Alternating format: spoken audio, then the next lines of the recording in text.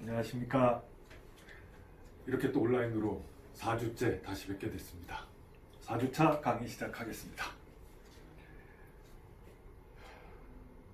꽃 구경 좀 하셨나요? 아쉽죠. 금년에는 꽃이 이렇게 예쁘게 특별히 피었던 한데 꽃 구경도 마음대로 못하게 하고, 안타깝지만 이렇게 네오플라지아 공부나 하게 됐습니다. 오늘 4주차 강의는 네오플라지아라는 주제로 해보겠습니다.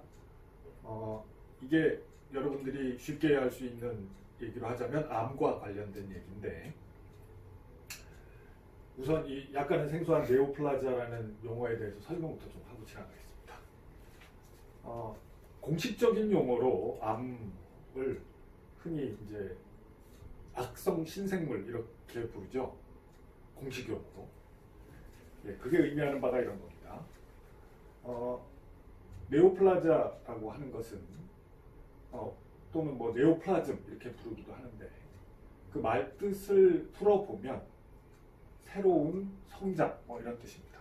그래서 우리말로 흔히 신생물 이렇게 표현을 하는데, 이 플라자라는 말이 그로스를 의미하는 말로서 그와 관련된 용어들로는 하이퍼플라자라든가 하이포플라자 뭐 이런 말이 있습니다.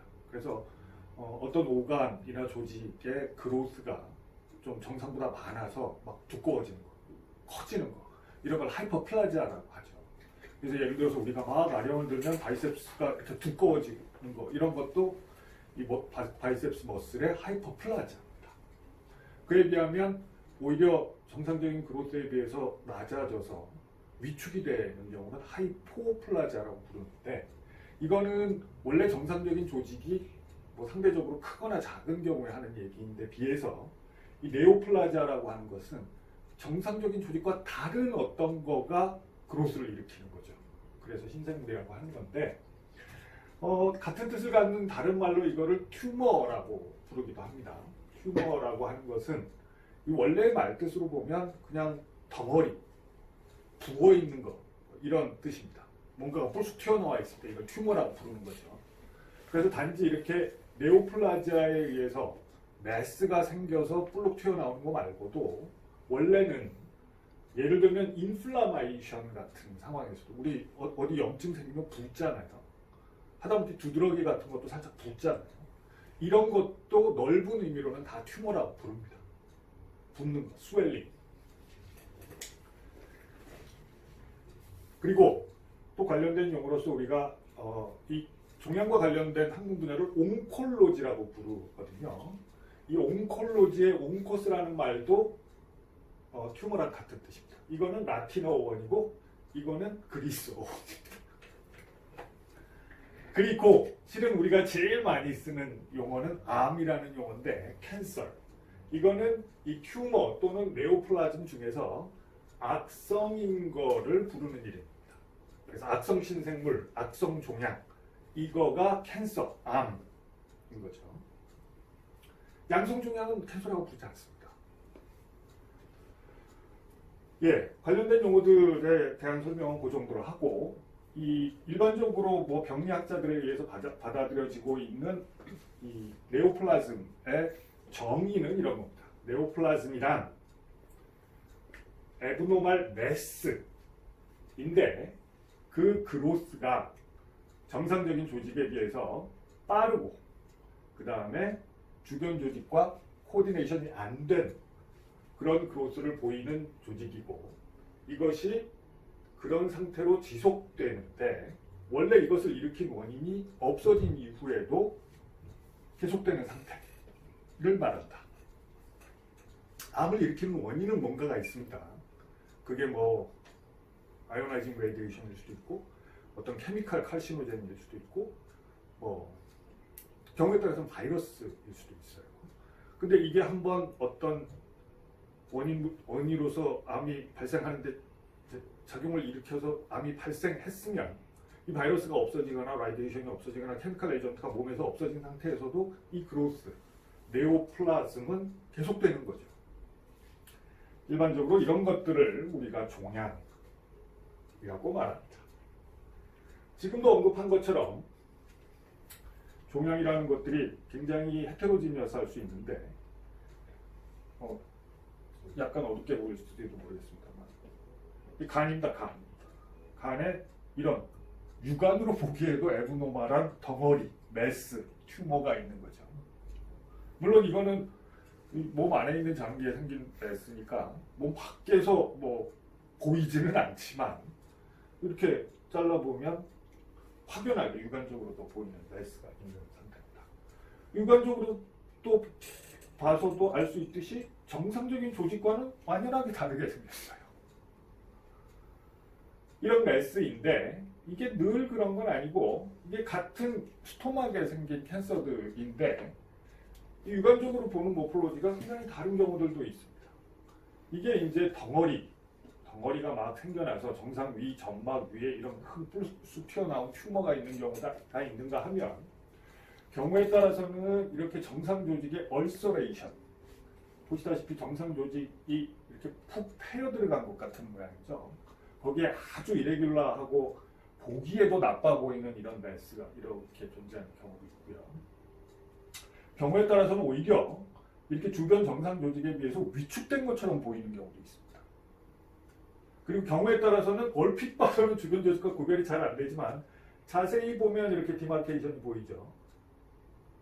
그래서 현미경적으로 보면 다른 형태의 세포가 이 주변 세포들과 이렇게 경계를 지어서 존재하는 이런 경우들도 있어서 사실은 엄밀히 따져보면 이게 뭐 튜머라는 텀에 어울리는 경우들이 많지만 늘 그런 것은 아니라는 얘기인 것이죠.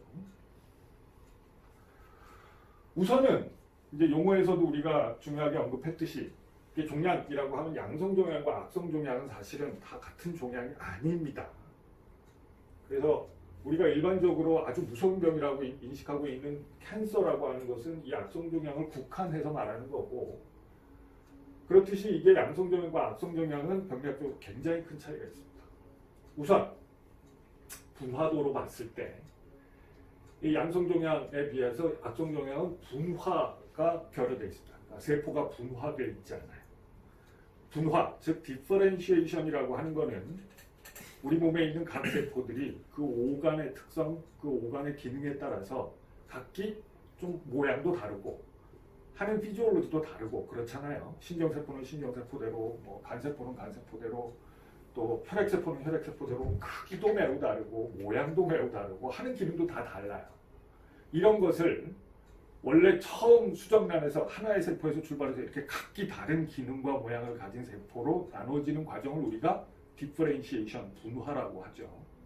근데 암세포가 생기면 특히 악성 종양일수록 악성 종양 세포가 생기면 원래 그 종양 세포가 오리진한 그 조직에 분화된 정상 세포들과는 다른 모양, 다른 기능을 합니다.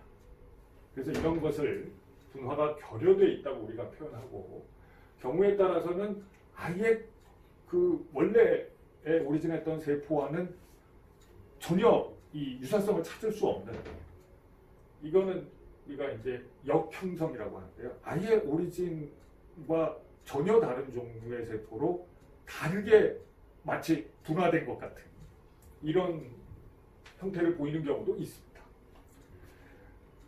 그리고 이것은 다 이 여러 가지 특성이 공통적으로 서로 이렇게 구별이 되는데, 성장 속도에 있어서도 이거는 느리고 이거는 대체적으로 빠릅니다.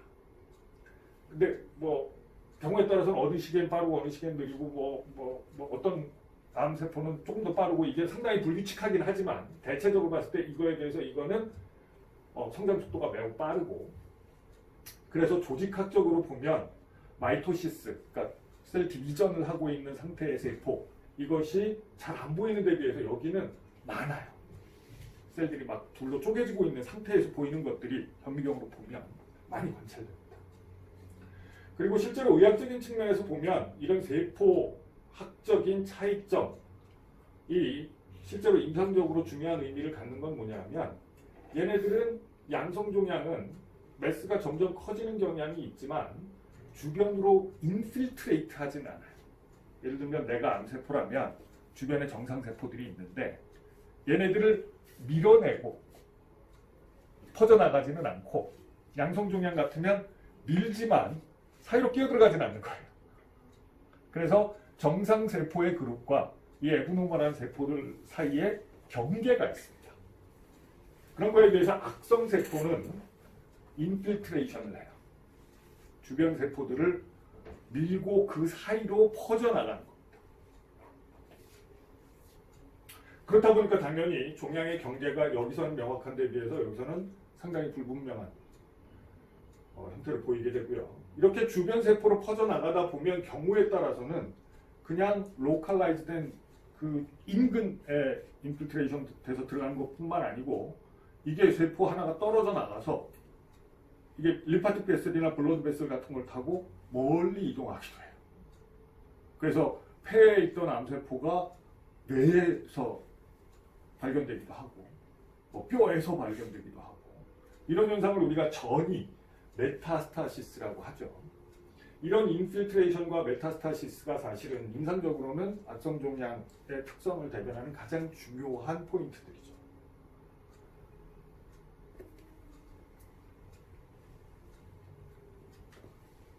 그래서 크게 봤을 때 우리가 이런 종양들을 클래시피케이션을 할 때 앞서 말한 대로 양성과 악성은 처음부터 구별해서 얘기를 하고요.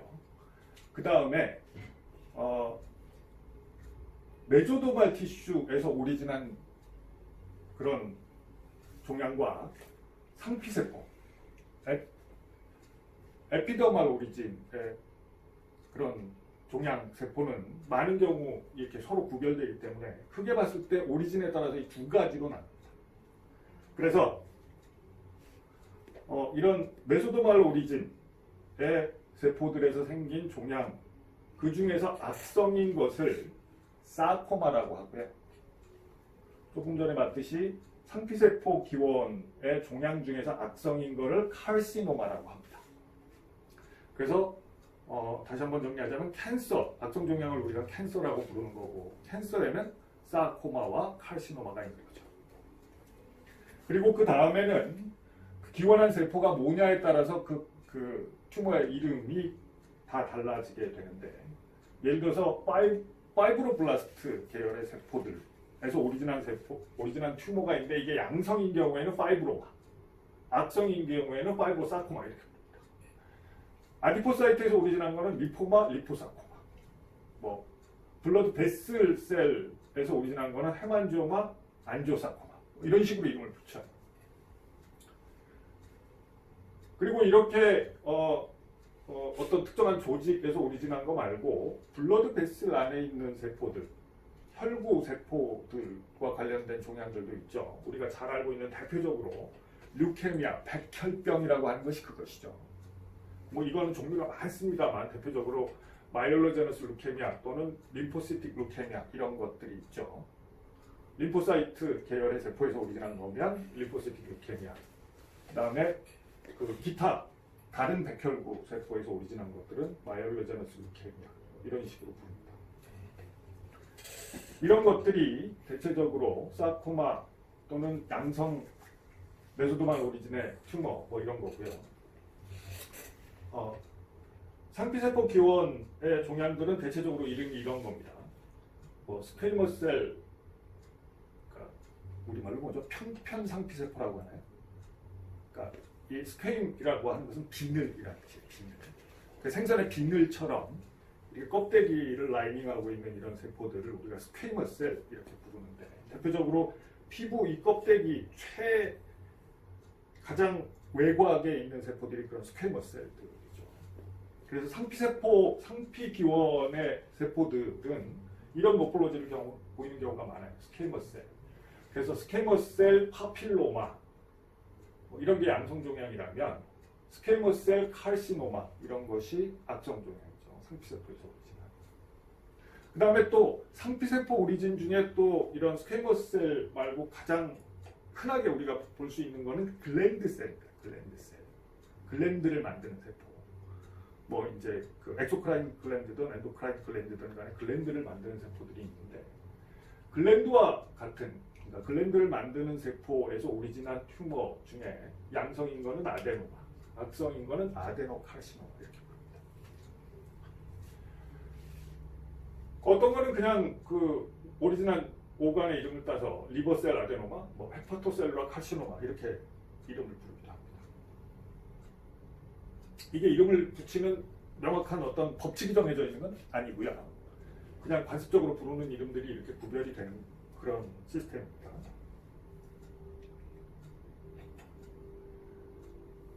현미경적으로 보면 이렇습니다. 이게 이제 글랜드의 모폴로지죠. 글랜드의 모폴로지가 이런 거예요. 가운데 이 루멘이 있고 이렇게 빙글 둘러서 섹션을 했을 때 보면 이렇게 글랜듈라 셀들이 빙글 둘러서 어떤 글랜드의 모폴로지를 형성하고 있는 이런 게 전형적인 글랜드의 모폴로지인데 이게 양성 종양의 모폴로지라면 악성 종양 같은 조직에서 오리진한 것 중에 악성 종양은 이런 식의 모폴로지입니다. 얼핏 보기에도 이렇게 원래 글랜드의 모폴로지에 조금 더 가까운 형태에 비해서 이거는 분화가 훨씬 덜 돼서 뭔가 많이 다른 것 같은 느낌을 주죠. 그래서 이거는 그냥 어떤 특정한 크라이테리아가 있다기보다는 오리진한 세포, 즉 정상 세포에 어느 정도 가까우냐에 따라서 분화가 많이 된 거, 중등도인 거, 저분화인 거 이런 식으로 나눠집니다. 그리고 아예 뭐 분화의 정도가 이제 오리진한 세포하고 구별하기 어려울 정도가 되면 아나플라자라는 용어도 사용하기도 합니다. 역분화 또는 역형성.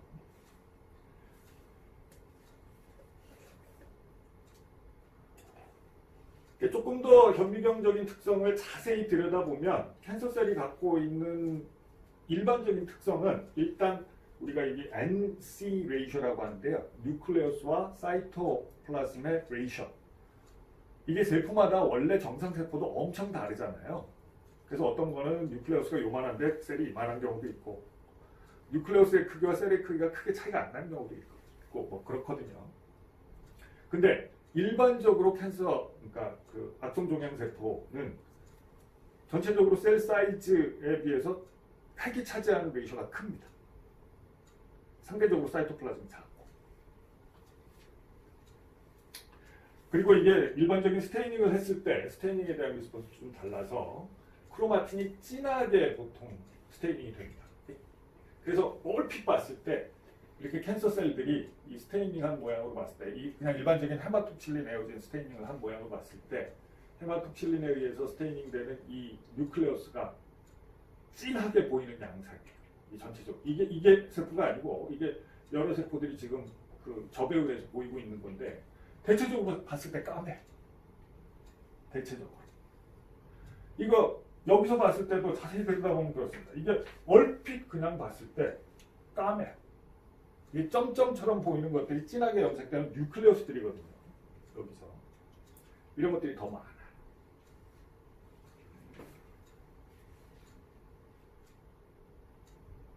그리고 아까 얘기한 것처럼 세포 분열을 보이고 있는 세포들이 많아지고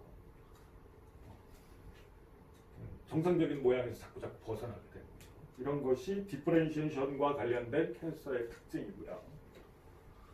그 다음에 이제 아까 얘기했던 것 중에 인필트레이션 한다, 주변 조직에 침입한다 이렇게 얘기했죠. 이걸 다른 표현으로 이제 인베이전이라고도 합니다. 그러니까 주변 조직을 망가뜨리면서 커나가는 거죠. 밀어내면서 그냥 경계가 있는 상태에서 커나가는 게 아니고 망가뜨리는 거예요. 그래서 아까 우리가 리버에 생긴 이런 캔서를 봤을 때도 이게 헤파토셀룰라 카시노마였던 거죠. 이게 리버의 모폴로지가 이렇게 있는데 얘가 이만한 메스가 생겼는데 이게 원래 작던 리버가 이렇게 커진 게 아니고 주변 조직을 인필트레이션 해가지고 어떻게 보면 리버 사이즈 전체가 그렇게 커지지는 않는 상태에서 정상적인 세포들을 망가뜨리면서 얘가 주변으로 커져나가는 거죠. 이런 모양이에요.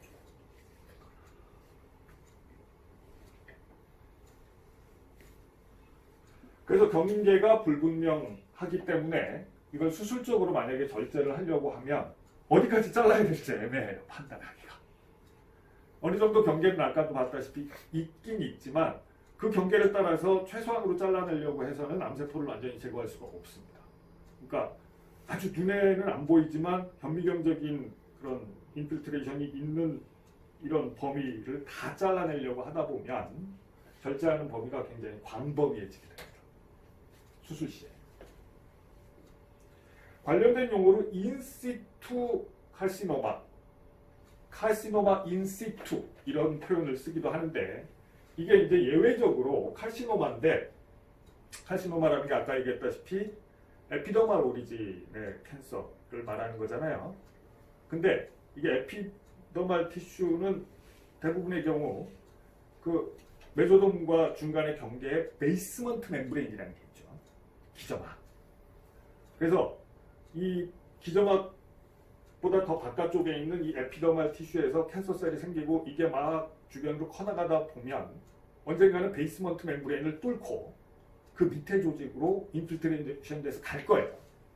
근데 아직 거기까지는 안 가고, 그러니까 아직 인필트레이션 없이 에피더말 티슈에만 국한되어 있는 경우에는 그 상태를 카시노마 인사이투라고 하는 거예요. 카시노마 인시투. 이거는 그러니까 베이스먼트 멤브레인을 뚫고 밑으로 안 갔기 때문에 디스턴트 메타스타시스가 있을 가능성도 없다고 볼 수 있고, 아직은 그 부위만 절제해내면 주변에 다른데 캔서셀이 남아있을 가능성이 별로 없는 상태죠. 전혀 없다고는 말할 수 없겠지만 이런 경우 그래서 임상적으로 이걸 구별해서 칼시노마 인시투, CIS 뭐 이런 식으로 따로 구별해서 보입니다. 예를 들면 그로스로 봤을 때는 이렇게 구별이 되는 거죠. 여기 캡슐 같은 그런 경계가 있어요. 주변 조직과. 이거 보세요. 이건 악성인데 보다시피 어디까지가 경계인지 구별하기 굉장히 어렵죠. 네.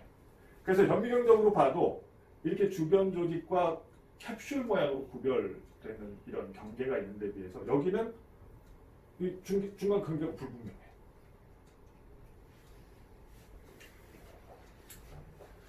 그 다음에 악성 종양은 또 전이를 합니다. 다른 데로 퍼져나간다는 건데 원래 프라이머리 사이트 원발 부위에서 타 부위로 확산돼 나가는 거죠.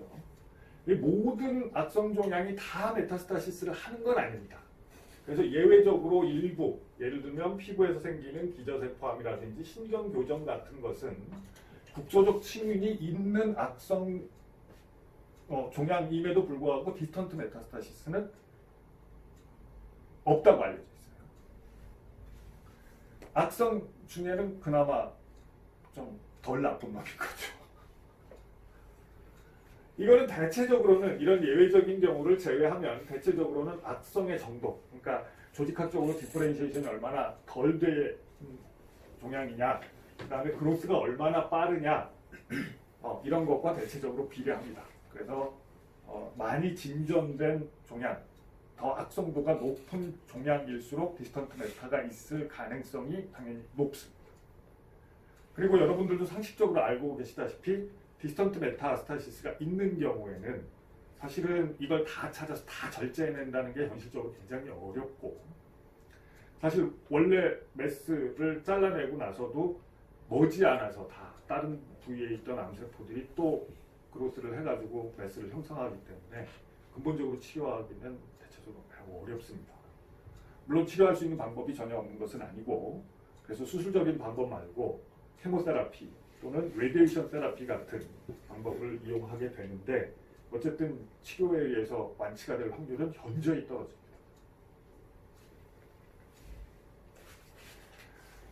전이의 경로는 크게 봤을 때 셋으로 나눌 수 있습니다. 파종성 전이, 리프성 전이, 혈액성 전이. 그래서 파종이라고 하는 건 디세미네이션, 그게 어디서 이렇게 씨를 쫙 퍼뜨리듯이 그냥 팍 뿌려졌다는 뜻입니다. 디세미네이션이라는 게.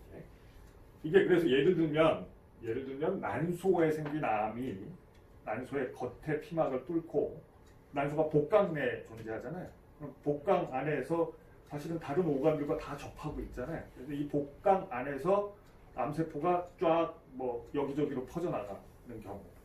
그래서 예를 들면 수술해서 복강을 열어보면 복강 내에 뭐 이 오간에도 암세포 덩어리가 하나 붙고 저 오간에도 하나 붙고 이런 식으로 이렇게 되어 있는 경우에 파종성 전이라고 하고요. 이게 조직으로부터 림파틱 베슬 또는 일반적인 혈관을 타고 전이가 되는 경우들이 있습니다. 그래서 림프를 타고 가는 경우에는 이게 림파틱 베슬이 센트럴 리전으로 가잖아요. 그래서 림파틱 베슬 림프의 플로우가 흘러가는 대로 암세포가 따라서 가는 거죠. 그래서 1차적으로는 제일 먼저 림파틱 베슬을 타고 가다 보면 제일 먼저 걸리는 로케이션이 림프 노드입니다.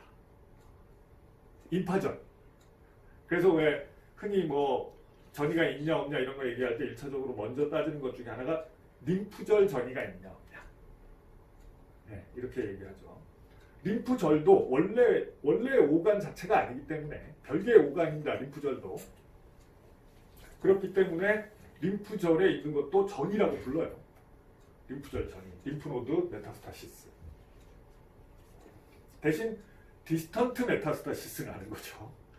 그 오간에서 드레인되는 림파틱 베슬의 중간역 같은 거죠. 림프노드는. 그래서 거기까지 지금 전이가 돼 있는 건데 거기까지만 전이가 돼 있을 수도 있어요. 거기서 더 이걸 타고 들어가서 센트럴 베슬로 들어가서 디스턴트 오간까지는 아직 안 갔을 수 있어요. 갔을 수도 있고.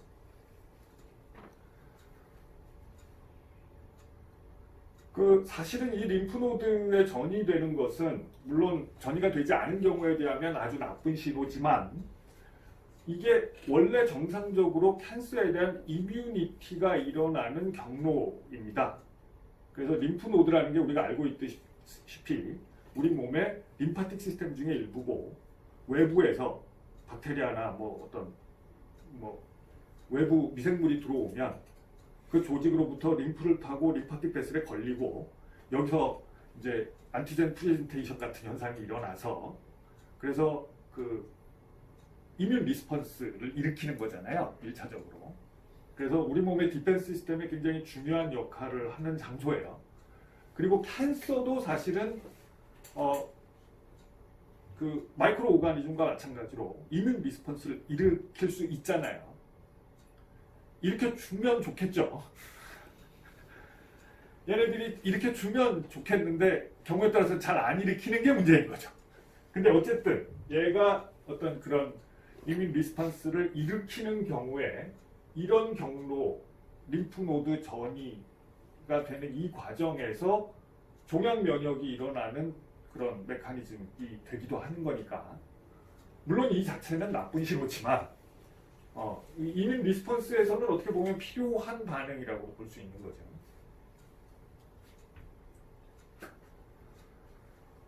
그리고 림파틱 베슬은 모세혈관에 비해서는 암세포가 끼어들어가기는 상대적으로 좀 쉽죠. 이거는 그냥 열려있는 베슬이니까. 그에 비하면 혈행성 전이는 사실은 엔도셀리알 셀을 넘어가서 블러드 베슬 안으로 들어가야 되기 때문에 사실은 상대적으로 힘들 수 있는데 이런 일도 일어납니다. 정맥을 뚫고 혈관 안으로 들어가서 정맥을 타고 당연히 블러드 플로우를 타고 심장으로 가고 폐를 거쳐서 또다시 심장에 와서 여기서 시스테믹 서큘레이션을 통해서 전신 어디에도 갈 수 있는 거죠. 어디에도. 사코마의 경우에는 전형적으로 이런 혈행성 전이가 잘 일어난다고 알려져 있습니다. 그래서 이런 혈행성 전이가 일어나는 경우에 당연히 블러드 플로우가 많이 가는 오간들이 나중에 이 암세포가 가서 거기 자리 잡을 확률이 높죠.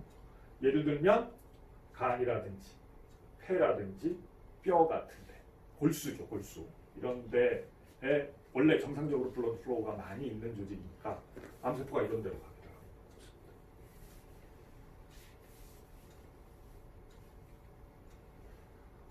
그렇다면 우리가 병력적인 측면에서 봤을 때 암이라는 게 어떻게 생겼고 어떻게 퍼져나가고 주변 조직과 어떻게 인베이전을 하고 이렇게 얘기했는데 이제 우리 암이 어떻게 생겨서 어떻게 프로그레션 할 것인가 하는 과정을 한번 생각해 봅시다. 메커니즘. 암이라는 거는 앞서 얘기한 것처럼 데피니션상에서도 가장 중요한 특성이라는 게 uncontrolled growth인 거죠. 그래서 암을 일으키게 되는 가장 중요한 시그널은 어떤 트리거는 이겁니다. 그로스 시그널에 대한 셀프 서피션시 이렇게 표현을 했는데 말이 조금 어렵죠.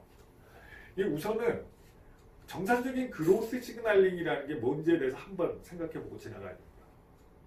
우리 몸에 있는 세포들이 종류가 굉장히 많은데 어떤 거는 굉장히 셀 디비전을 빠른 속도로 하고 어떤 거는 평생 셀 디비전 안 해요. 그러니까 세포마다 각각 고유한 그로스, 셀 디비전에 대한 컨트롤 메커니즘이 존재한다는 뜻이죠. 그래서 우리가 알고 있다시피 그 그로스가 평상시에 굉장히 빠른 속도로 일어나는, 그러니까 턴오버가 빠른 이런 조직, 예를 들면 장에 있는 에피셀리움이라든지 간세포 같은 것도 상대적으로 그렇고, 그 다음에 골수에 있는 헤마토포에틱 셀 같은 거, 그 다음에 또 뭐 있나요? 피부에 있는 세포들도 마찬가지죠. 이거 생각보다 굉장히 빠른 속도로 자라고 있어요. 계속 이제 쉐딩돼서 떨어져 나가고 있어서 그렇지. 그래서 그런 것들이 다 조직마다 고유한 그로스 시그널링이 있어서 어떤 조직에서는 그런 그로스 시그널링이 거의 없어서 셀 디비전이 잘 안 일어나고, 어떤 조직에서는 그로스 시그널링이 지속적으로 많이 주어져서 빠른 속도로 프롤리퍼레이션이 일어나고 뭐 이렇게 되는 거죠. 근데 캔서셀은 아랑곳하지 않고 디비전 하는 거죠. 그로스 시그널을 원래 정상적으로는 그로스, 프롤리퍼레이션, 셀 디비전 이런 명령을 누가 주면 그래? 알았어. 2, 또 4, 8 이렇게 셀 디비전이 일어나야 되는 건데 주변에서는 어쩌면 지금 가만히 지금 셀 디비전 할 때가 아닌데 지금 많은데 이런 거하고 상관없이 얘는 혼자 누가 뭐라고 하든 안 하든 상관없이 혼자 그로스 시그널링을 일으키고 있는 겁니다. 그러면서 한편으로는 사실은 그로스 하면 안 돼라고 하는 시그널링도 한편으로는 있는데 이거에는 상대적으로 반대로 인센시티브한 거죠. 워에는 인센시티브하고 이랴 안 하는데 뛰는 거예요. 그리고 또 한 가지 중요한 거는 정상적으로 이 모든 세포는 비정상적인 어떤 셀 디비전이나 셀의 체인지가 일어나면 아포토시스라는 게 일어나야 되죠. 원래 이런 메커니즘을 우리가 스스로 갖고 있어요. 세포들이 전부 다. 그래서 나 병들었나 봐 하면 자살을 해요. 근데 얘는 이랴 안 하는데 뛰고 워워 하는데 안 멈추고 죽어라 하는데 안 죽어요. 아포토시스를 이베이드한다. 그러면서 또 다른 한편으로는 이게 그냥 자라기만 해서는 사실은 얘네들이 생존할 수가 없거든요. 얘네들이 자라는데 블러드 서플라이가 가야 생존이 가능하죠. 아무리 얘네들이 그로스에는 탁월한 능력을 갖고 있다 그래도, 그러니까 워워 해도 안 멈추고 이랴 안 해도 뛰고 죽지도 않아도 스스로 죽는 시그널을 안 낼 뿐이지 밥을 안 주면 굶어 죽죠. 근데 얘네들은 밥줄을 지들이 만들어내는 거죠. 안지오제네시스를 합니다. 정상 조직이 아님에도 불구하고 블러드 베슬을 끌어들여요. 블러드 베슬이라고 하는 건 블러드 베슬 자체가 캔서셀이 아니죠. 네. 캔서가 블러드 베슬을 만든 게 아니잖아요. 주변에 있는 정상적인 블러드 베슬로부터 브랜치를 끌어당겨야 되는 거죠. 그래야 밥줄을 확보할 수 있는 거죠. 이런 능력을 갖고 있어야 되니까 캔서는. 모든 캔서가 동일하게 이런 능력을 갖고 있는 것은 아니어서 사실은 어떤 캔서는 블러드 베슬 밥줄 확보를 잘 못해요. 그럼 어떤 일이 생길까요?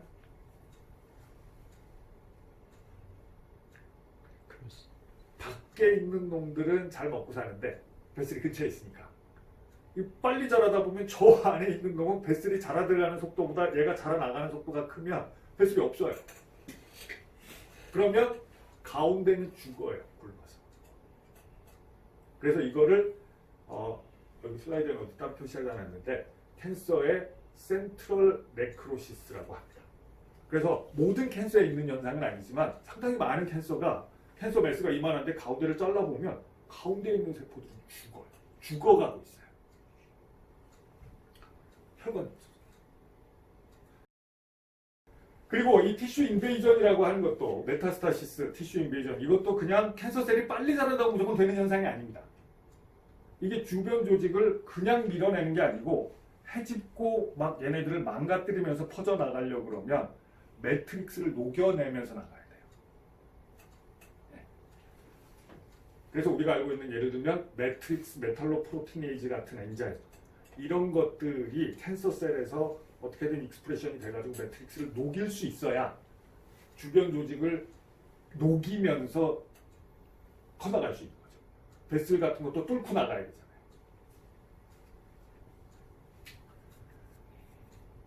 그와 더불어 또 한 가지 우리가 간과하기 쉬운 것 중에 하나가 뭐냐면 지난 시간에 우리가 얘기했듯이 사실은 정상적인 세포라 그러면 아무리 빨리 자라려고 해도 이 셀 디비전에 한계가 있다 그랬죠. 리미트.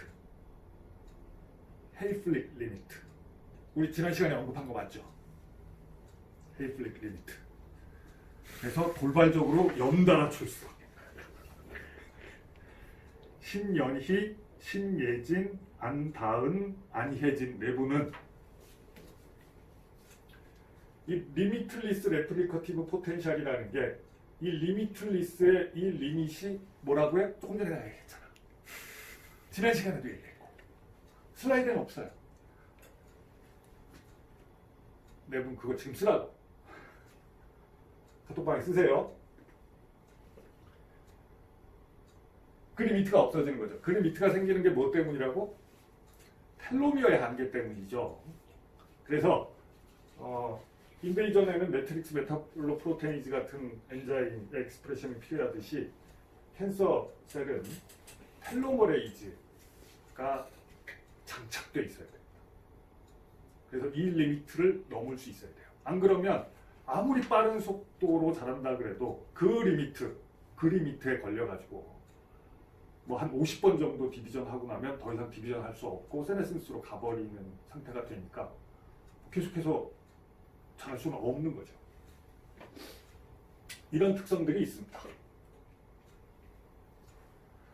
그래서 이거를 이제 몰레큘러 베이시스를 이제 시퀀스를 쭉 한번 보자면 이렇습니다. 시퀀스를 보자면 노말셀이 어떻게 해서 풀 그로운 캔서까지 갈 것인가? 그러면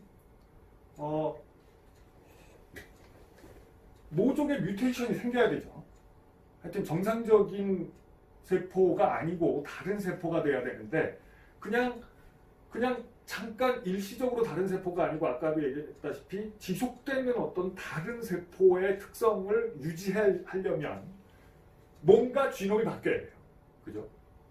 완전히 다른 세포로서 계속 셀 디비전을 해도 계속 그 다른 특성을 가지려면 이 지놈의 체인지, 즉 뮤테이션이라는 게 일어나야 되는데 이 뮤테이션을 어떤 것들이 일으킬 수 있느냐 우리가 알고 있죠.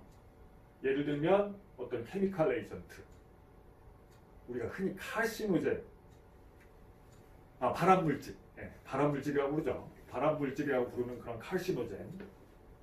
그래서 뭐 벤젠이 발암물질이냐 아니니 뭐 이런 말들이 많은 거잖아요. 발암물질 흔히 얘기하는 거 뭐 있나? 성면도 발암물질이라고 하죠. 그래서 성면 이제 공사장에서 다 없어졌잖아요. 또 뭐 있나? 미세먼지는 아직 논란이 있고. 고기 탄 거. 탄 고기 이런 거 일반적으로 그렇다고 알려져 있죠. 이티리요? 또 뭐?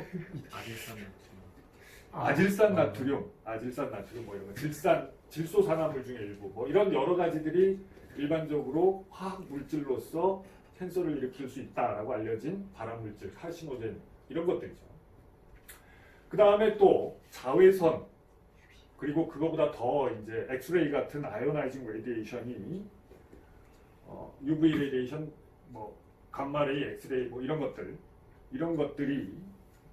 DNA 데미지를 일으킬 수 있다는 사실도 상식적으로 알려져 있죠. 그 다음에 앞서도 언급한 것처럼 일부 바이러스가 캔서의 원인이 되기도 하죠. 케미컬 에이전트, 피지컬 에이전트, 바이올로지컬 에이전트 여러 가지가 캔서의 원인이 될 수 있습니다. 이것이 어쨌든 캔서를 일으키는 메커니즘은 어쨌든 DNA에 뭔가 데미지를 일으키는 거예요. 근데 정상적인 세포라면 사실은 이런 일상적인 DNA 데미지라는 건 우리가 겪을 수밖에 없고, 우리가 UV 안 쬐고 뭐 탄 고기 하나도 안 먹고 평생을 그렇게 살 수는 없잖아요.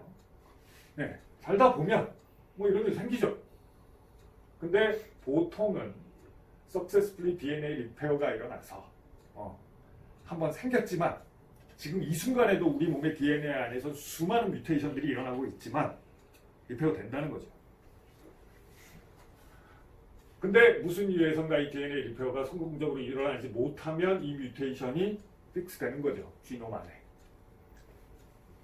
그래서 사실은 이런 어떤 인바이런먼탈 에이전트에 의해서 칼시노제네시스가 촉발되는 부분도 있지만 다른 한편으로는 인헤리티드 뮤테이션이 예를 들면 DNA 리페어 같은 거와 관련된 인헤리티드 뮤테이션이 있다면 이게 이런 에이전트들이 상대적으로 별로 없는 상황에서는 이 뮤테이션이 있더라도 캔서가 안 생길 수 있지만 이런 것들이 복합적으로 작용해서 이런 것들이 없었으면 캔서가 안 생겼을 텐데 이런 것들이 있더라도 이런 문제가 없었으면 안 생겼을 텐데 이렇게 복합적으로 작용해서 결과적으로 소마틱 셀의 지노의 뮤테이션이 픽스되는 이런 상황이 발생하게 되겠죠. 뭐 경우에 따라서는 이게 도미넌트한 원인이 되고 이 경우에 따라서는 이게 도미넌트한 원인이 되고 그런 거죠. 그래서 뭐 지놈의 어떤 뮤테이션이 생겼을 때 그것이 미칠 수 있는 영향은 굉장히 많은 종류가 있는데 공교롭게도 이런 예를 들면 그로스 프로모팅 온코진의 액티베이션이 일어나거나 또는 그로스 서프레서 흔히 말하는 튜머 서프레서 진의 인액티베이션이 일어나거나 그 다음에 아포토시스 이런 특성을 가진 것들이 아포토시스로 가야 되는데 이 아포토시스가 정상적으로 이루어지지 못하게 하는 올터레이션이 또 일어나거나 이런 것들이 다 어느 정도 컴바인 돼야 그러니까 사실은 굉장히 낮은 확률이에요. 캔서가 발생하려면 그냥 어느 한 가지 이벤트만 갖고는 일어나기 어려운 현상이기 때문에 이런 것들이 컴바인 돼야 이제 정말 심각한 캔서로 진행할 수 있다는 거죠. 그래서 이런 요소들에 의해서 unregulated cell proliferation이 일어나게 되고 또 다른 한편으로는 아포토시스가 정상적으로 일어나지 못하고 그러면서 어느 클론이 이제 클로널 익스펜전을 하고 이게 점점 커지고 그래서 최종적으로 말리그넌트 네오플라즘 단계까지 가는데 그 과정에서 그것만 가지고도 또 충분치 않고 안지오제네시스가 서피션트하지 않다면 아까 얘기한 그런 것들을 포함해서 튜머의 프로그레션에 방해가 될 수도 있고 그 다음에 인베이전이 안 되면 주변 조직으로 인필트레이션이 제대로 잘 안 되니까 그로스가 또 서프레션 될 수 있고 그럴 수 있겠죠. 아니면 양성 종양으로 남고 그래서 앞서 얘기한 6가지 특성 별로 표시한 이런 것들이 기본적으로 다 필요한데 이런 것들이 이런 순서대로 아마도 일어나는 것이 티피컬한 캔서의 진행 과정일 거라고 추측됩니다. 이게 뭐 다 모든 캔서가 동일한 메커니즘을 거치는 것은 아니겠지만 대체적으로 가장 티피컬한 캔서의 시퀀스는 이런 것일 거라고 추정돼요.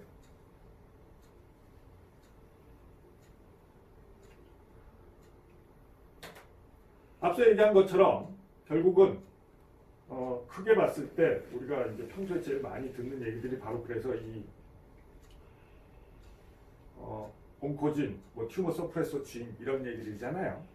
이런 것들이 그래서 하여튼 이 소마틱 뮤테이션 중에서 가장 중요한 뮤테이션과 관련된 그런 진들인데 일반적으로 온코진이라고 얘기하는 것은 사실은 알고 보면 세상에 없던 특별한 무슨 쥐인이 새로 생기는 경우는 거의 없습니다.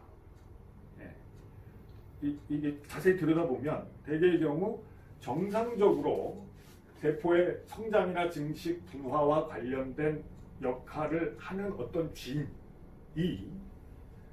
종양을 일으키게 된 거예요. 그렇게 되려면 이 유전자가 뭐 비정상적으로 액티베이션이 된다던가 아니면 앞서 얘기한 바이러스 같은 거에 의해서 밖에서 인코퍼레이션 돼서 들어온다던가 이렇게 됐을 때 이걸 우리가 온코진이라고 부르는 거죠. 그러니까 이게 원래는 우리 정상세포에 전혀 그 기원이 없는 그런 뭐 우주에서 날아온 그런 주인은 아니에요. 그래서 원래 정상적인 세포에서 역할을 하는 이 온코진의 오리진이 되는 그 지인을 프로토온코진이라고 하고, 그게 캔서에 인볼드 돼 있을 때 종양 유전자라고 하는 거죠. 그래서 이 종양 유전자는 프로덕트로 온코프로테인을 형성해서 정상적인 증식신호 없이도 세포 증식을 일어날 수 있게끔 만들게 됩니다. 당연히 뭐 이 지인이, 어떤 특정한 지인이 역할을 하려면 거의 대부분의 경우에는 프로테인을 만들어서 하는 거죠. 그런가 하면 그런가 하면이 아니고 그런 것들이 그러면 구체적으로 어떤 것일 것이냐, 우리가 예측하는 그런 것들이에요. 그로스 팩터 자체 이거나 그로스 팩터의 리셉터 이거나 우리가 많이 본 PDGF 플레이틀릿 드라이브드 그로스 팩터, 파이브로블라스트 그로스 팩터, 트랜스포밍 그로스 팩터 이런 것들이죠. 물론 이 외에도 어마어마하게 많은 뭐 에피더멀 그로스 팩터, 뭐 뉴런 그로스 팩터 뭐 많잖아요. 이런 그로스 팩터와 관련된 경우들이 많고, 또는 그 그로스 팩터의 리셉터, 그래서 EGF, 에피더멀 그로스 팩터 리셉터 패밀리, OP1이나 OP2 같은 것들이 그런 요 EGFR 패밀리에 속하죠. 또는 PDGF의 리셉터 이런 것들. 그래서 이 리셉터가 오버 익스프레션 된다든가, 이 성장기제 자체가 오버 익스프레션 된다든가 뭐 이런 경우들이 흔히 관찰되고요. 그런가 하면 이 리셉터의 다운스트림에 있는 시그널링 과정의 앰플리피케이션 또는 액티베이션이 있는 경우들이 있습니다. 예를 들면 수많은 GTP 바인딩 프로테인들이 대표적으로 EGF 같은 거, 뭐 딴 것들도 비슷합니다만 이런 것들의 세포 내 시그널링에 관여하죠. 대표적으로 라스 같은 프로테인이 그런 거죠. 뭐 윈트 시그널링 같은 것도 비슷한 거고요. 이런 것들이 이제 온코진으로 작용하는 경우가 제일 흔하게 많이 있고, 그 다음에 이 셀의 그로스 프롤리퍼레이션과 관련된 수많은 트랜스크립션 팩터 중에 어떤 것들이 온코진으로 작용하는 경우도 많습니다. 대표적으로 닉 같은 것들이 하죠. 그리고 셀 디비전과 관련해서는 이 그로스 시그널링에 의해서 최종적으로 일어나는 셀 디비전에 직접적으로 이펙터로 작용하는 메커니즘들이 사이클린과 사이클린 디펜던트 카이네이즈 이런 것들이 있습니다. 이런 것들이 액티베이션 되는 경우, 어떤 메커니즘에 의해서 이런 것들도 굉장히 많습니다. 그런가 하면 반대로 종양 억제 유전자는 이거는 이제 그 정반대 역할을 하는 거예요. 이게 펑션을 제대로 하면 이런 비정상적인 셀 프롤리퍼레이션을 평상시에 하는 기능을 하는 건데, 이거의 기능이 소실되면 세포 성장이 억제되지 않게 되는 거죠.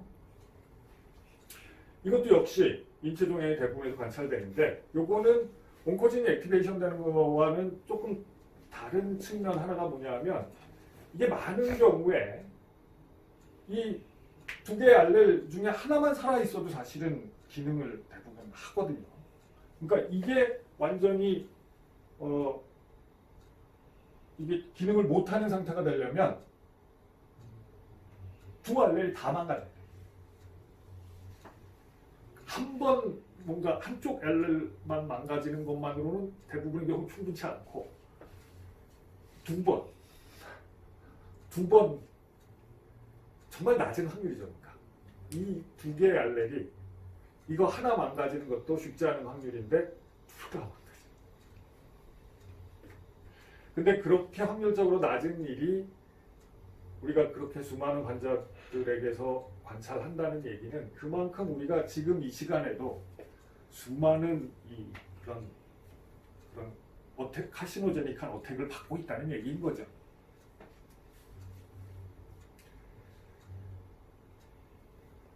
그래서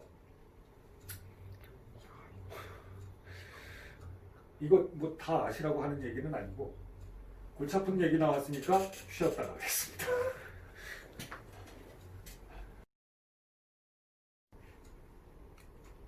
이제 시작하겠습니다. 다시 40분 조금 더 지났더라고요. 지치셨죠? 좀 쉬고 오셨으리라 기대하고 또 지치게 만들겠습니다. 이게 뭐 캔서와 관련된 여러 가지 이제 그 시그널링 패스웨이들과 관련된 도표로 흔히 이제 사람들이 많이 쓰는 것들인데 이게 저도 이름을 정확히 잘 몰랐는데 지금 조금 전에 검색을 해보니까 캔서 패스웨이 서브웨이 맵 뭐 이런 이름으로 만들어진 거라고 해요. 그래서 우리가 알고 있는 캔서와 관련된 여러 가지 제네틱 올터레이션, 즉 온코진 또는 튜머 서프레서 진들이 이 그림을 보면 거의 나옵니다. 예를 들면 여기 그림에 보면 여기도 표시되어 있듯이 초록색은 온코진, 빨간색은 튜머 서프레서 진을 표시한 거예요. 그래서 대표적으로 예를 들면 셀 사이클의 프로그레션과 관련된 패스웨이가 이 빨간색 셀 사이클 패스웨이거든요. 그래서 정상적으로는 잉크4B가 CDC-B, 사이클린 B와 CDK4, 사이클린 B, CDK4의 액티비티를 억제하는, 노멀리 억제하는 역할을 하는 그런 프로테인인데, 이니비터인데, 그러니까 당연히 요거는 셀 사이클 프로그레션을 일으키는 이펙터 몰레큘이고, 이거는 억제하는 거니까 얘가 튜머 서프레서로 작용하는 거고, 이게 오버 액티베이션 되면 온코진이 되는 거죠. 이런 식입니다. 그래서 예를 들면 뭐 NDM2 같은 거는 P53를 억제하는 건데 P53가 아포토시스를 촉진하는 대표적인 시그널링이니까 이거를 억제하는 거는 온코진. 이런 식이죠. 어떤 말인지 알겠죠. 그리고 예를 들면 텔로머레이즈는 레플리카티브 라이프 스팬을 연장시키는 역할을 하는 거니까 온코진.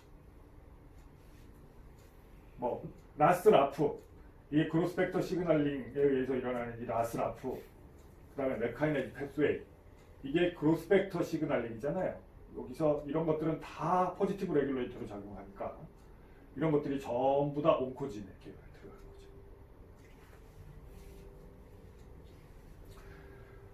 그리고 뭐 PI3 카이네이즈, AKT 같은 것도 마찬가지입니다.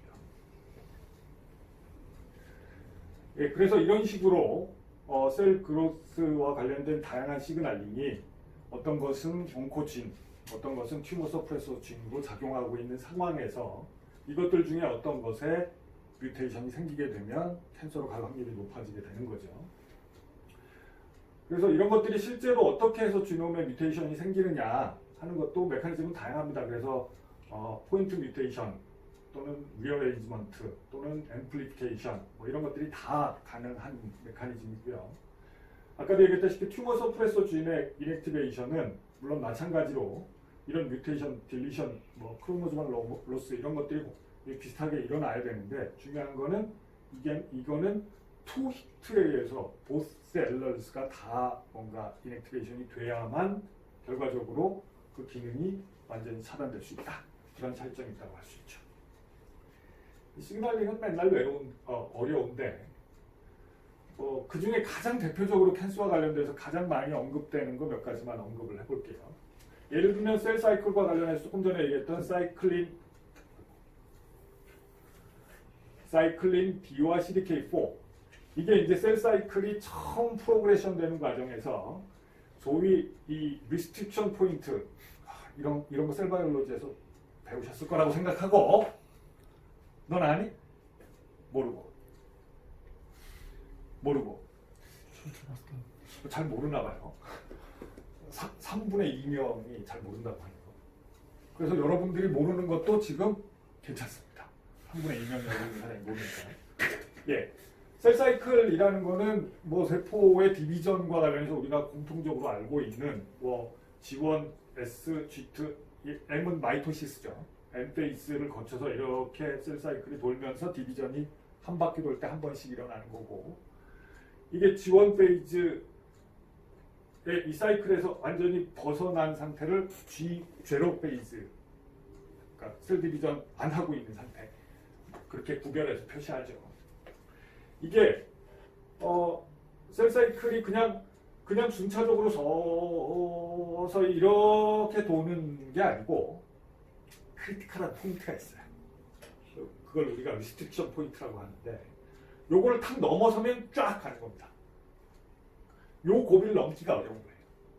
그래서 요 리스트릭션 포인트가 사실은 여기 한 군데만 있는 것은 아닌데 가장 중요한 리스트릭션 포인트가 지원 페이지 말기에 있다고 알려져 있거든요. 요 리스트릭션 포인트를 넘겨주는 가장 중요한 이 메커니즘이 바로 사이클린 B와 CDK4라고 알려져 있어요.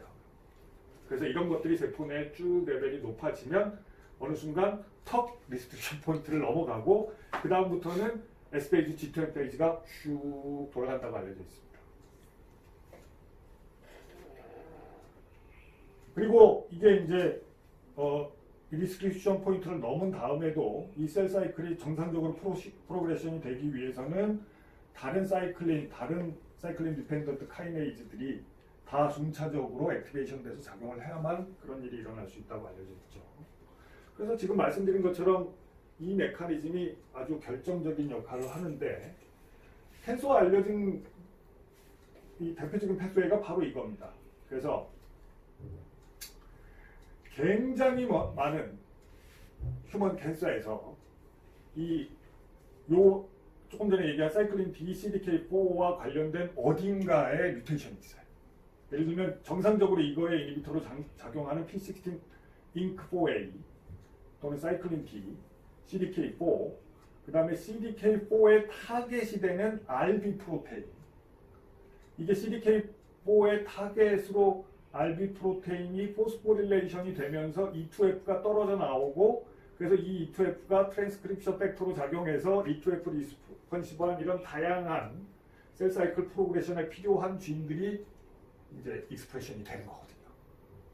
아시다시피 이 다이하이드로폴레이트 리덕테이즈 DNA 신테시스의 결정적인 그래서 수많은 항암제의 타겟이 되는 그런 엔자임이죠. 타이미딘 카이네즈 비슷한 거고 DNA 폴리머레이즈 당연한 얘기고 그 다음에 또 작용해야 되는 다른 사이클린 또는 사이클린 같은 것들도 이거에 의해서 트랜스크립션이 조절되니까 이 결정적인 스텝인 거죠. 그리고 이 RB 자체는 포스포릴레이션 되면 히스톤 디아세틸레이즈의 액티비티를 촉진해서 또 이 셀사이클의 포지티브한 레귤레이터로 작용하게 됩니다. 그러니까 이 포스포릴레이션이 중요하고 그거의 엔자임 액티비티가 여기에 있고 이거에 노멀하게 이니비터로 작용하는 이런 게 있고 이게 정상적인 세포에서 이게 작동하고 있는 상황에서 얘가 인액티베이션 되거나 얘가 앰플리파이 되거나 뭐 얘가 인액티베이션 되거나 이 자체가 그래서 E2F가 컨스티튜티브하게 막 굉장히 액티비티가 높다거나 뭐 이런 일들이 하나쯤 있다는 거죠. 많은 종류의 캔서에서. 다시 말하면 요거와 관련된 액티베이션이 최종적으로 E2F와 관련된 액티베이션이 캔서의 프로그레션에 아주 대부분의 경우에는 꼭 크리티컬하게 필요한 요소다. 그런 얘기가 되겠죠. 그런가 하면 또 하나 굉장히 많은 캔서에서 공통적으로 관찰되는 체인지 중에 하나가 P53입니다. 우리 굉장히 많이 들어본 거죠. 이 P53라고 하는 것은 정상적으로 어떤 기능을 하는 프로테인이냐면 DNA 데미지에 반응하는 프로테인입니다. 그래서 이거를 뭐 보통 이렇게 표현합니다. 게이트키퍼 어게인스트 더 포메이션 오브 캔서, 몰레큘러 폴리스맨. 이게 캔서가 일어나려면 어쨌든 뮤테이션이 일어나야 되는 거고 그 뮤테이션에 대해서 그러니까 뮤테이션이라는 게 DNA 데미지에서 출발하는 거니까 그 DNA 데미지에서 1차적인 게이트키퍼 역할을 하는 물질인 거예요. 프로테인인 거예요. 그래서 이 P53가 액티베이션이 되면 타겟균들이 막 액티베이션 돼가지고 P53에 의해서 이제 크게 봤을 때 G1 어레스트, 셀 사이클 어레스트가 일어나고요. 그러니까 셀 사이클을 일단 프로그레션 못하게 하는 거예요. 지금 DNA가 망가졌는데 무슨 셀 디비전이야, 말도 안 되는 소리. 이런 거죠. 스탑.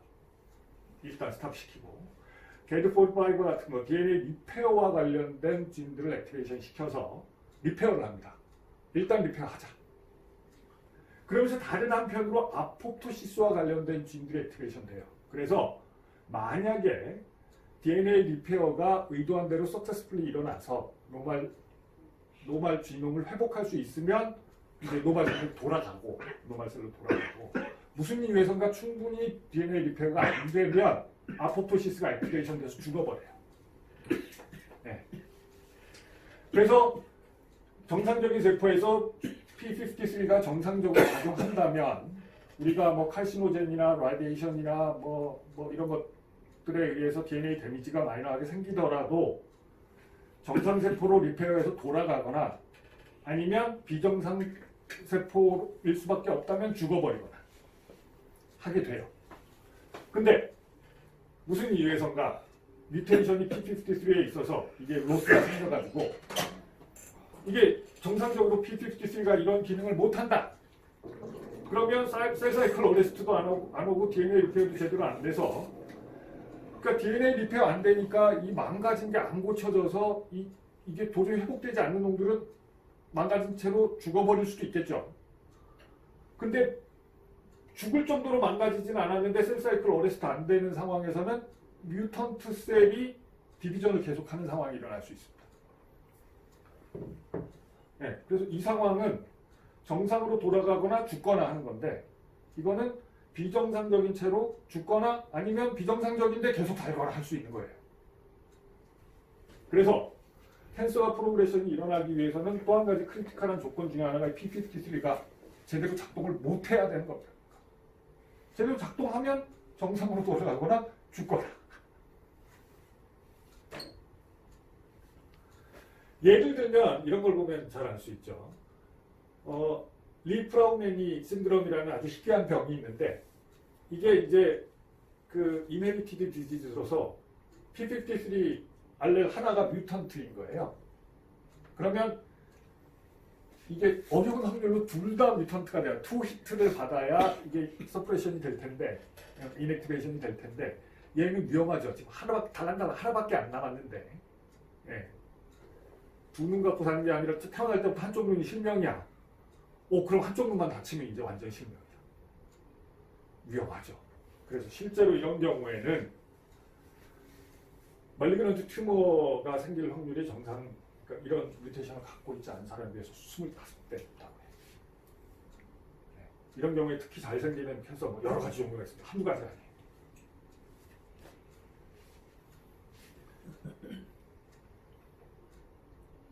실제로 뭐 이 뮤테이션이 반 이상의 휴먼 튜머에서 관찰된다고 해요. 그래서 이런 것들 대표적으로 예를 들면 셀 사이클 프로그레션과 관련된 어떤 온코진이나 튜머 서프레스진, 그다음에 P53, 즉 아포토시스나 DNA 리페어, 그다음에 역시 또 셀 사이클 어레스트 뭐 이런 거와 관련된 어떤 뮤테이션 뭐 이런 것들이 일어나야 캔서가 일어난다는 얘기인데 이게 그냥 앞서도 얘기했듯이 우연히 딱 한 번 사고로 이런 일이 벌어진다고 되는 일이 아니라는 거죠. 상당히 결과적으로 보면 여러 가지 아주 불운한 뮤테이션이 겹쳐서 그러니까 겹쳐서 일어나야만 가능한 일이라는 거죠. 예를 들면 이제 대장암과 관련해서 모든 대장암에 해당되는 것은 아니지만 많은 종류의 대장암이 이런 시퀀스를 거쳐서 프로그레션이 되는 걸로 알려져 있습니다. 예를 들면 처음에 노멀 콜론에서 출발해요. 근데 예를 들면 뭐 점라인 뮤테이션이 P53 같은 게 하나 있다던가 아니면 뭐 소마틱 뮤테이션이 뭐 온코진 같은 거에 그러니까 뭐에 의해서 있다던가 뭐 이런 상황에서 중첩돼서 어떤 메딜레이션 아브노멀리티가 생겨서 세컨드 hit이 생긴다던가 이렇게 하면 리스크가 되는데 어떤 추가적인 케이라스 같은 프로토 온코진이 뮤테이션이 일어나서 액티베이션이 돼버리면 아데노마가 된다는 거죠. 그럼 여기서만 해도 APC 이것도 이제 튜머 서프레서 진 중에 하나예요. 그래서 이 APC 같은 것이 로스가 생기고 DNA 메틸레이션에 의해서 세컨드 히트 받고 라스 같은 온코진 액티베이션 되고 그래서 아데노마가 됐는데 여기서 추가적으로 튜머 서프레서 예를 들면 P53 같은 것이 또 이제 로스가 생기고 그러면서 점차적으로 카시노마 최악의 경우까지 진전하게 된다. 그래서 이런 콜로렉탈 캔서 하나가 생기기 위해서 이런 아주 여러 개의 뮤테이션이 순차적으로 일어나고 그것이 중첩된 최종적인 결과로 이런 것이 생긴다 라는 것이죠. 물론 모든 콜론 캔서에 적용되는 것은 아니지만 아마도 이런 비슷한 과정들이 다른 캔서에서도 일어날 거라고 우리가 추측하는 거죠. 그렇다면 이제 이런 뮤테이션들이 중첩됨으로 인해서 최종적으로 노말셀로부터 시작해서 싱글 튜머셀이 하나 이제 생겼다고 칩시다. 얘는 이제 아포토시스도 안 일어나고 그로스 시그널링은 셀프 서피션트하고 튜머 서프레서는 작동 안 하고 이런 상태예요. 그래서 마구 더블링 하겠죠. 이제 셀 프롤리퍼레이션 할 거예요. 이거 실제로 우리 한번 구체적으로 상상을 해봅시다. 우리 눈에 안 보이는 현상이지만 셀 한 개가, 이 트랜스포음드 셀 한 개가 대략 사이즈가 직경 다이아미터가 한 10마이크로 됩니다. 이게 우리 몸에 있는 세포들이 사이즈가 진짜 다양한데 평균적으로 뭐 한 20 내지 30 마이크로미터 다이아미터로 봤을 때 그 정도 된다고 봐요. 아주 작은 거, 블러드셀 같은 것들은 10 마이크로가 안 됩니다. RBC 같은 거 뭐 다이아미터가 6, 7, 8 뭐 이 정도 될 거예요. 아마 5는 좀 넘고 10은 안 되고 WBC들도 상당히 대부분 작고 근데 캔서셀은 아까도 얘기했다시피 사이토조울이 그렇게 풍성하지 않고 그래서 상대적으로 좀 작은 세포에 속해요. 그래서 한 10마이크로 정도 됩니다. 우리 많은 분들이 셀컬처의 경험이 있을 텐데 셀컬처 해보면 우리가 보는 세포들 사이즈 재보면 10마이크로 근처인 것들 많아요. 우리 셀라인 보는 것들이 이제 보통 트랜스포음드 셀이다 보니까 캔서셀과 비슷한 특성을 가진 세포들이 많거든요. 이거 이제 한번 계산을 해봅시다. 우리 셀컬처 해보면 한 번 셀 디비전 하는 시간이 얼마인지 계산할 수 있죠. 우리 더블링 타임이라고 하죠. 우리가 그냥 인큐베이터 셀컬처 할 때 빠른 거는 하루 더블링 타임, 늦은 거는 트랜스포음드 셀인 경우에 늦은 거는 이틀 이 정도 됩니다. 하루나 이틀이에요.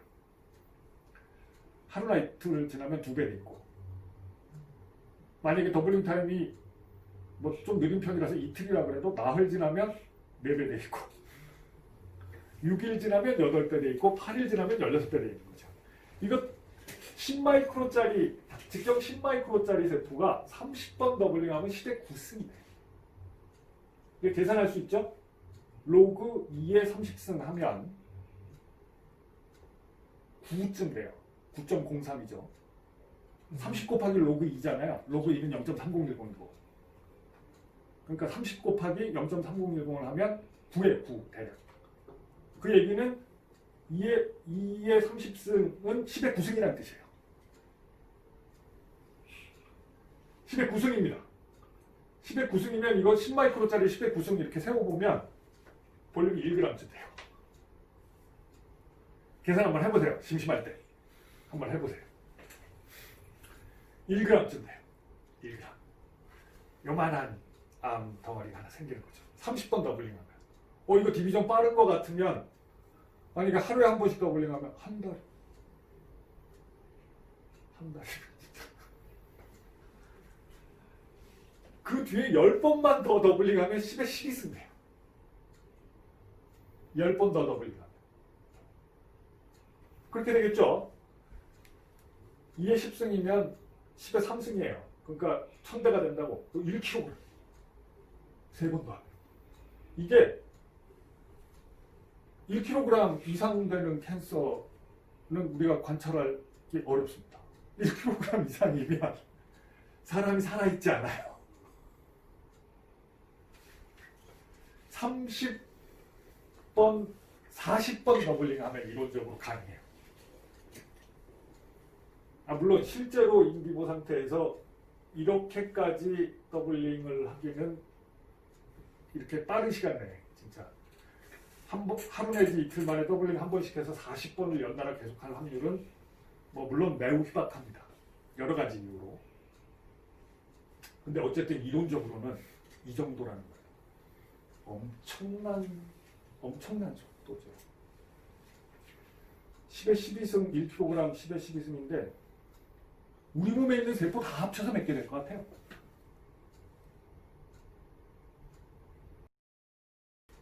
잘 몰라요. 잘 모르는데 아주 러프하게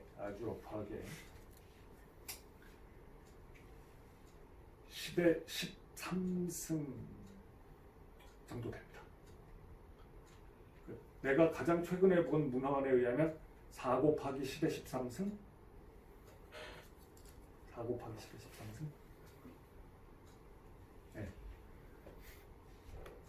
정확한 값은 아니에요. 그러니까 내가 최근 본 문헌에 의하면 4 곱하기 10의 13승. 그럼 12승이면 100만 10억 조일 때 12승이죠. 40조. 4명 40조 개예요. 40조 개. 우리 몸의 세포 수는 대략 40조. 라고 쓰세요. 지금.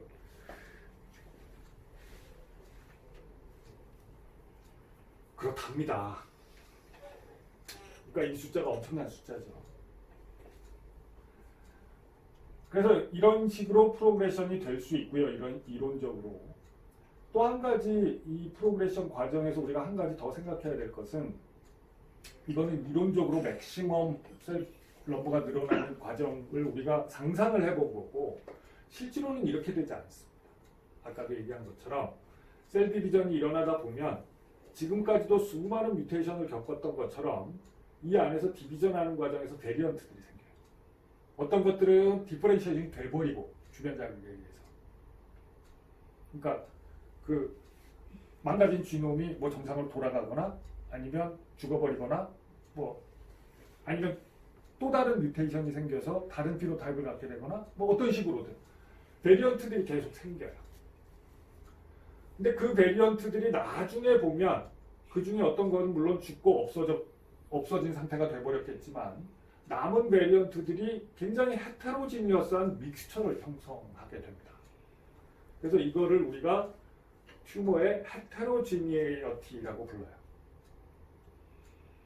우리말로 번역해서 뭐라고 그러는지 잘 모르겠는데 헤테로지니어티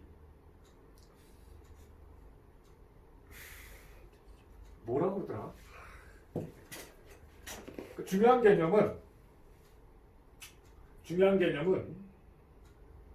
캔서 매스 안에 하나의 클론의 캔서 셀이 있는 것이 아니라는 거예요. 그래서 여러 개의 그러니까 하나의 튜머 매스라고 해도 그 안에 여러 가지 종류의 헤테로지니어스한 튜머셀 클론들이 있다고 봐야 되고 그것들이 각각 피노타입이 다르다고 봐야 돼요. 뭐래? 이질성, 이류, 이종성, 이질성 뭐 이런 식으로 표현한답니다. 비규질성. 예, 한 가지 클론이 아니라는 거죠. 파란 것도 있고 빨간 것도 있고 초록색도 있고.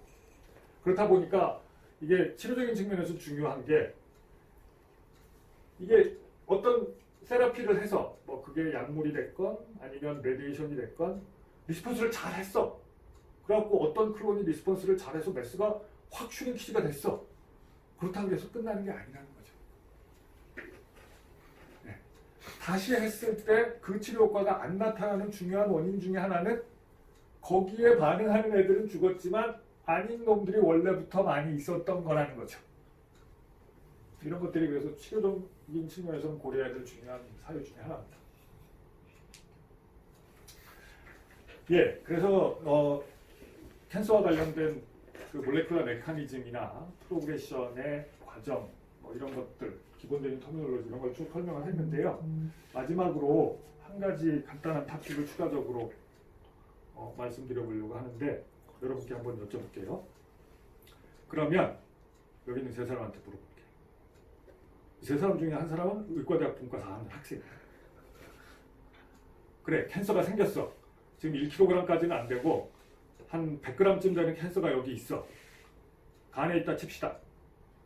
네, 간에. 아까 우리가 사진에서 봤던 것처럼 한 100g 돼. 근데 죽거든요? 환자가 죽어요.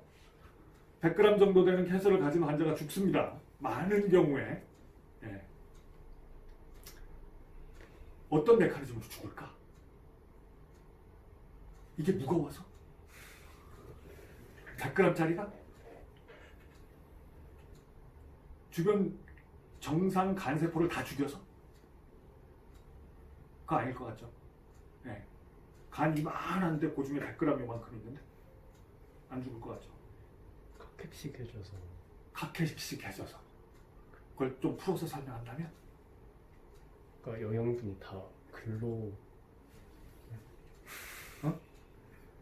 영양분을 다 캔서가 이제 먹게 캔서가 되는데 빨아먹어서 그 다음에는 잘 역시 의과대학 6년 다닌 학생이 생각이 좀 있네요. 그 실제로 주변에서 암 환자들을 경험하신 분들은 아시겠지만 정말 놀라운 속도로 살이 빠집니다. 한 달에 10kg, 20kg 빠집니다. 간암 같은 거 특히나 진짜 그리고 막 한 달에 10kg, 20kg 빠지고 젊은 사람들이 머리가 하얘지고 막 그래요. 그런 현상을 지금 이 친구가 얘기한 것처럼 카텍시아라고 합니다. 그 우리말로 뭐라 그러지? 카텍시아? 그것도 찾아봐. 카텍시아.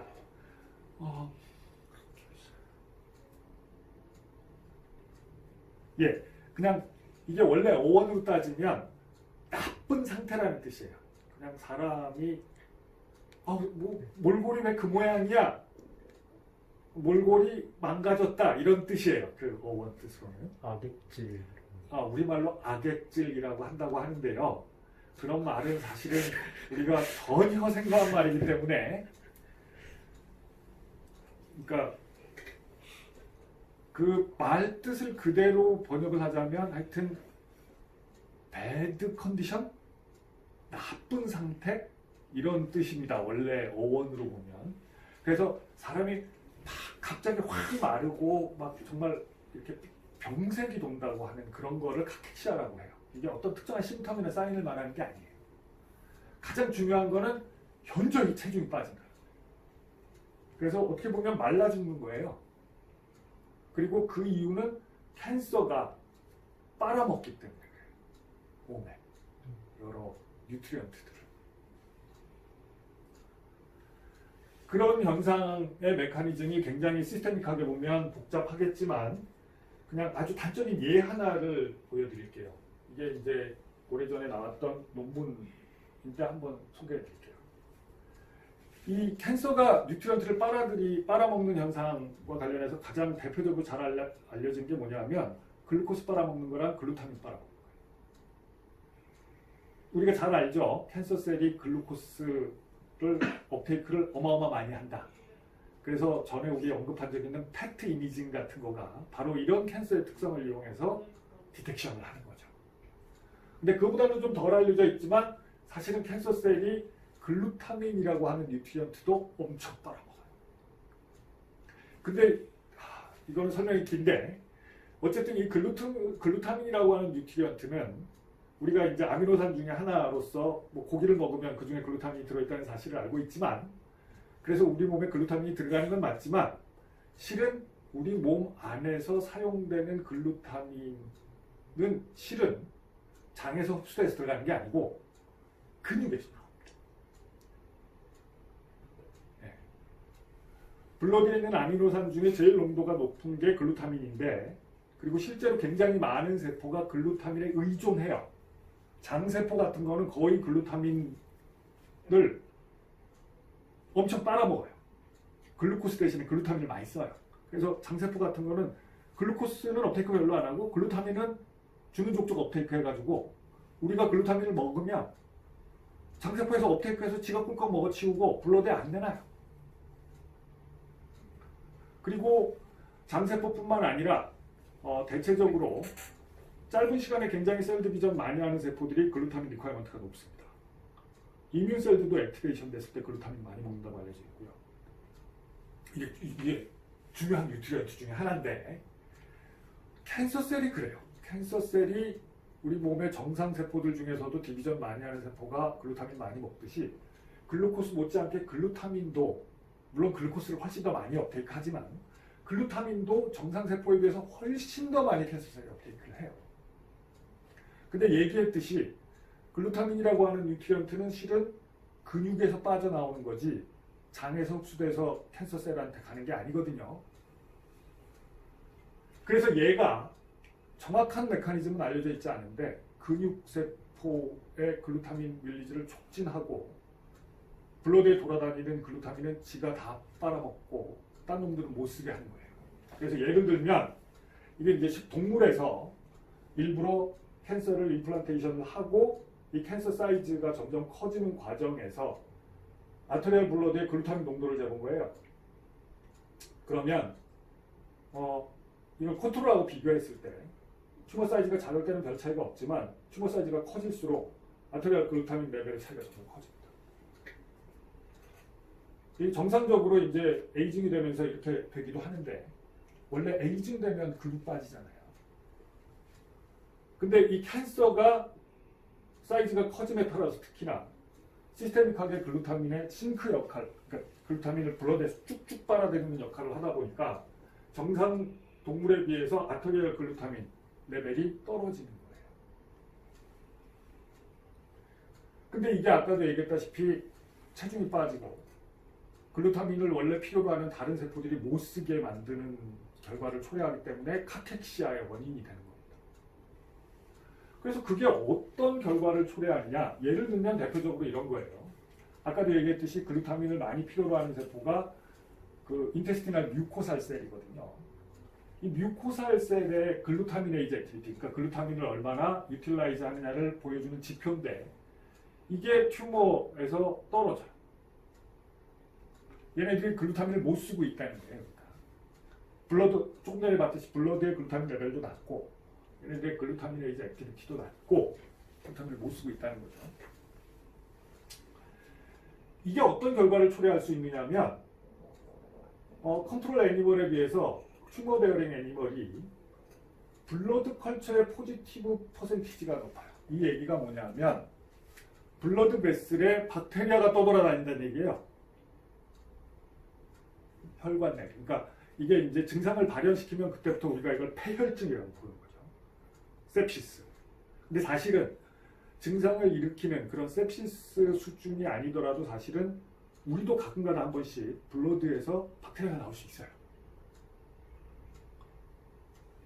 우리 몸에 사실은 아까 세포수 얘기했는데 또 다른 얘기 재미삼아 지겨우니까 재미삼아 한번 해볼게요.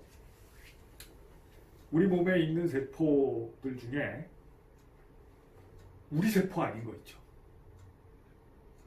우리 세포 아닌 거 뭐 있죠? 응? 그러니까 세균. 뭐 물론 바이러스들도 있겠지만 세균 한번 생각해 봅시다. 가장 대표적으로 대장균 같은 거. 이게 이제 우리 몸에 정상적으로 존재하는 거죠. 그래서 피부 위에도 막 엄청 덮여 있고요. 장 안에 잔뜩 들어 있고요. 특히 대장 안에. 뭐 입안에 이빨 사이에도 막 박혀 있고 다 알고 있죠 우리가. 이걸 우리가 노말 플로라라고 합니다. 정상 세균총. 이 세균들은 우리랑 공생하는 애들이에요. 얘네들은 보통 정상의 상태에서는 병을 일으키지 않아요. 그리고 경우에 따라서는 우리에게 굉장히 큰 도움을 줍니다. 그래서 요새 이제 얼마 전부터 사람들이 이 콜라이를 돈 주고 사 먹기 시작했죠.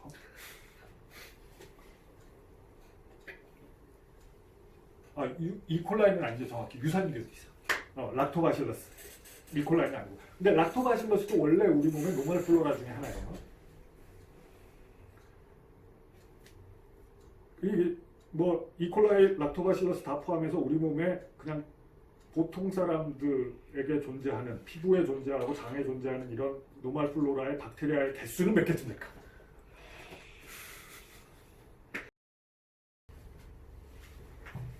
그게 대략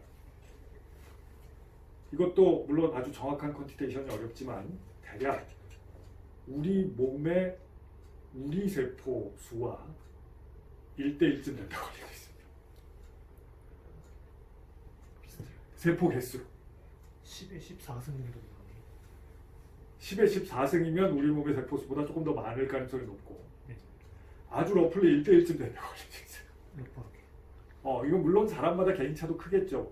근데 어쨌든 웬만한 사람이면 그렇게까지 베리에이션이 클 수는 없어요. 왜냐하면 대장 공간 안에는 비슷한 양의 노멀 플로라가 있고 피부에도 뭐 모르겠어요. 요새 코로나 때문에 사람들이 하도 이게 뭐 알코올 소독하고 해가지고 좀 피부의 노멀 플로라, 손의 노멀 플로라는 좀 줄어들었을 가능성이 많은데 아주 러플리 봤을 때 1대1 비슷한 숫자라고 알려져 있습니다. 그게 가능한 이유는 박테리아는 평균적으로 직경이 한 1마이크로미터 정도 되면 되거든요. 우리 몸에 뭐 예를 들어서 세포 하나가 20마이크로 직경이다. 그러면 세포 하나짜리의 박테리아가 20의 3승계만큼 들어가는 거예요. 볼륨은 길이의 3승에 비례하니까. 그래서 아주 조그만 볼륨이라도 박테리아가 어마어마하게 많이 들어있는 거죠. 세포 숫자로 보면. 잠깐 여담이고요. 그래서 이렇게 존재하는 노말 플로라가 아까 얘기했듯이 정상적으로는 병을 일으키지 않아요. 근데 어떨 때 병을 일으키냐? 배려가 깨지는 병을 일으킨다. 그러니까 예를 들어서 우리가 피부에 뭐 잘못해서 비었다던가 베었다던가 손상이 생기면 배려가 깨지니까 세균들이 막 들어가서 감염증을 일으킬 수 있어요. 이게 특별히 뭐 희한한 세균이 들어가는 게 아니에요. 원래 여기 살던 놈들인데 원래는 그 배려를 넘어가지 않는데 배려가 없으니까 기어들어가는 거예요. 장에서도 마찬가지입니다. 장의 배려는 더 얇죠. 피부보다. 피부의 배려는 그래도 두꺼워요. 장의 배려는 더 얇아. 손상이 생기면 세균들이 들어갈 수 있어요. 그러면 이런 블러드 컬처에서 포지티브 결과가 나올 수 있습니다. 그래서 이 포지티브 결과가 미디엄 사이즈의 튜머를 가진 동물에서는 거의 둘 중에 하나가 블러드 컬처에서 포지티브 결과가 나온다는 거고, 이 얘기는 노말에 비해서 이 장의 뮤코살 베리어의 기능이 떨어지는 거고 sepsis를 유발할 리스크가 커진다는 겁니다. 그리고 예를 들면 항암제를 이용하면 더더욱이나 항암제가 또 이런 뮤코사에게도 부작용을 많이 일으키니까 뮤코살 베리어가 더 떨어질 수 있거든요. 그래서 메소트렉세이트 같은 걸 이용하면 컨트롤에 비해서 더 위험할 수 있는데, 이거는 지금 이제 튜머를 가진 컨트롤에다가 글루타민을 다이어트에 넣어서 줘본 거예요. 글루타민을 먹여본 거야. 익세스로 막. 그러면 그나마 부족한 글루타민을 어느 정도 보충을 해주게 되는 거죠. 그러면 이 블러드 컬처의 포지티브가 나오는 이런 결과가 서프레션이 됩니다.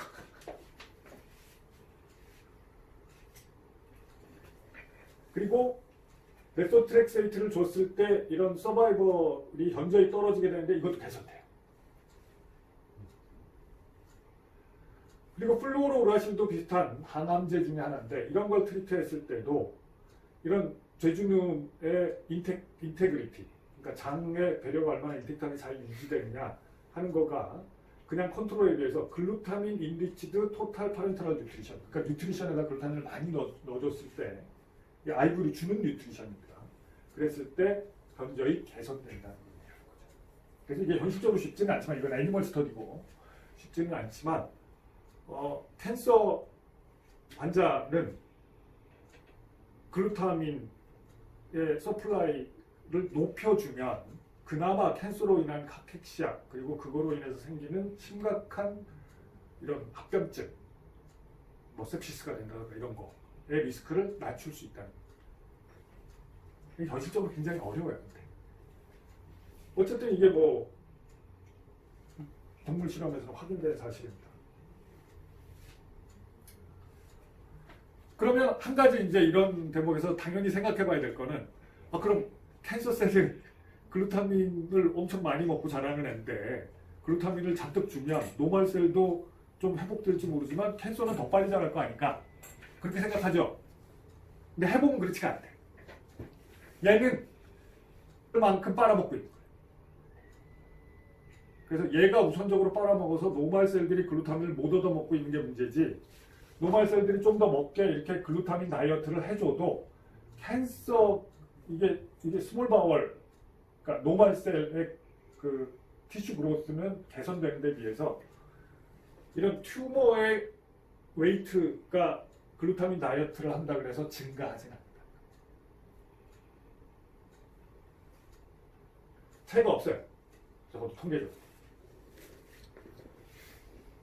그러니까 이게 평소에 이미 튜머는, 캔서는 몸의 리소스를 자기가 이용할 수 있는 만큼 최대한 끌어다가 이용하고 있다는 거죠.